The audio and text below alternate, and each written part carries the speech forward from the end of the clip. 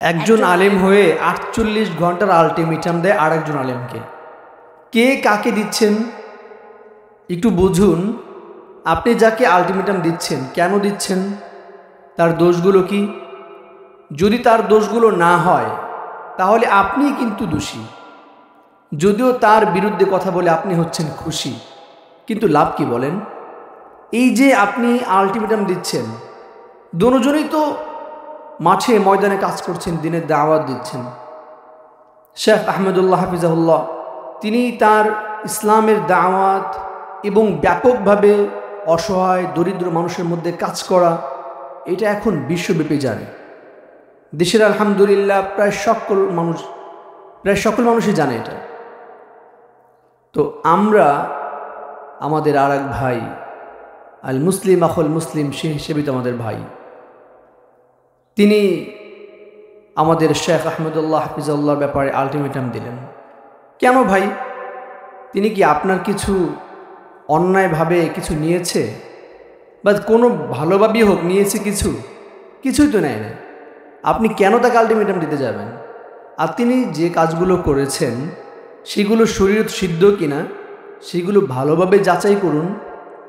আপনি যদি সবগুলোকে একসাথে রাখেন, সামনাসামনি রাখেন, তাহলে কিন্তু দেখা যাবে যিনি আলটিমেটাম দিলেন তিনি তো আমাদেরই ভাই।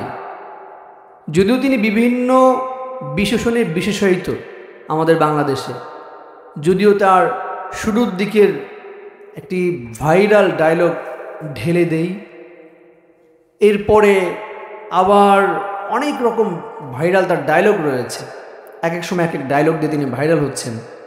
কিন্তু লাভ কি বলেন? আপনার স্ত্রীর সাথে কথা বলছেন, এটা সকল মানুষের সামনে দেখাতে হবে?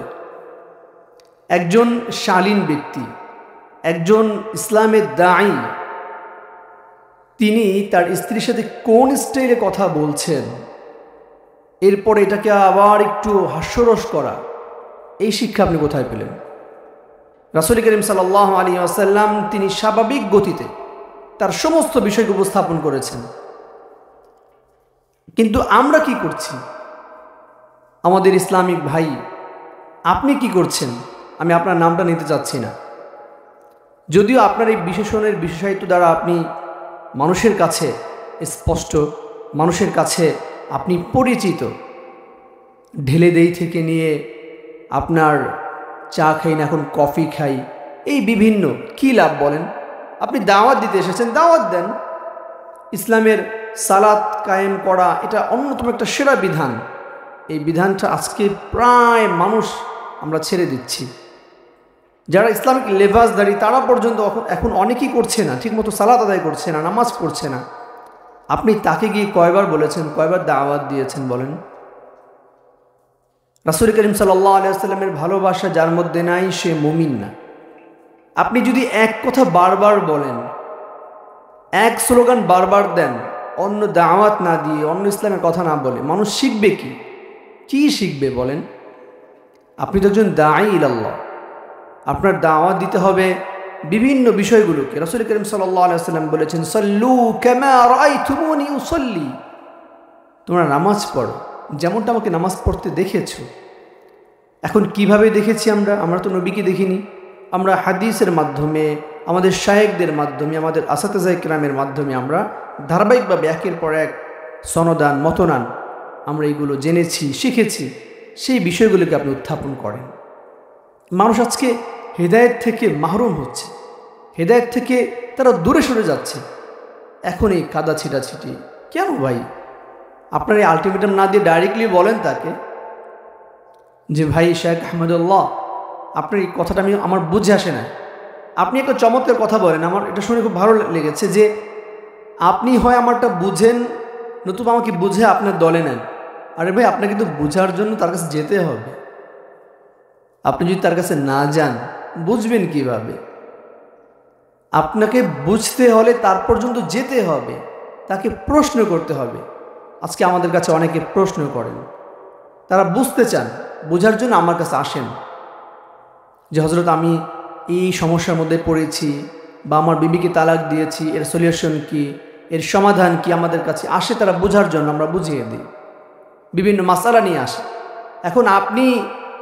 এখন যখন আপনি কি করছেন, আলটিমেটাম দিচ্ছেন, আপনার আলটিমেটাম দেওয়া কতটুকু যুক্তিসঙ্গত একবার ভেবে দেখেছেন? একটু ভেবে দেখুন। তিনি যে কথাগুলো বলেছেন রাসূল করিম সাল্লাল্লাহু আলাইহি ওয়াসাল্লামের নবুয়ত নিয়ে, আমরা সকলেই হাদিস জানি যে নবীজি তখন নবী যখন আদম আলাইহিস সালাম মাটি এবং পানির মধ্যে মিশ্রিত, তখন রাসূল করিম সাল্লাল্লাহু আলাইহি ওয়াসাল্লাম নবী। কিন্তু নবুয়ত পাওয়া এটা ভিন্ন জিনিস। নবী হিসেবে সাব্যস্ত হওয়া এক জিনিস, আর নবুয়ত পাওয়া এটা আরেক জিনিস। আপনি চৌধুরীর ছেলে চৌধুরী, এটা এক জিনিস, কিন্তু একটা কোম্পানি চৌধুরী গ্রুপ অফ ইন্ডাস্ট্রিজের আপনার কর্ণধার হওয়া, চেয়ারম্যান হওয়া, এটা আরেক জিনিস। পৈতৃক সূত্রে আপনি মালিক, কিন্তু এই মালিকানাটা পাবেন, এই মালিক আপনাকে সাব্যস্ত করা হবে তখন যখন আপনাকে মালিকানা দেওয়া হবে। রাসূল করিম সাল্লাল্লাহু আলাইহি ওয়াসাল্লাম 1 থেকে 40 বছর পর্যন্ত, তার আগে থেকে ইভেন আদম আলাইহিস সালাম মাটি এবং পানির মধ্যে যখন মিশ্রিত তখন থেকে নবী, কিন্তু নবুয়ত পেয়েছেন তিনি 40 বছর বয়সে, রিসালাত পেয়েছেন। তিনি যে রাসূল, এই রাসূলের যে বাণী প্রচার করা, তার যে দিনের দাওয়াত দেওয়ার যে আল্লাহর পক্ষ থেকে স্টার্ট করা, যে আপনাকে রিসালাত দেওয়া হয়েছে, এটা 40 বছরে। তো এই জন্য একটু সাইড বুঝেই যদি আপনি ফালাফালি করেন হবে না ভাই। আপনাকে টোটাল সাইডটাকে বিষয় উপলব্ধি করতে হবে, বুঝতে হবে নবী কাকে বলে, নবুয়ত কাকে বলে, রিসালাত কাকে বলে, রাসূল কাকে বলে।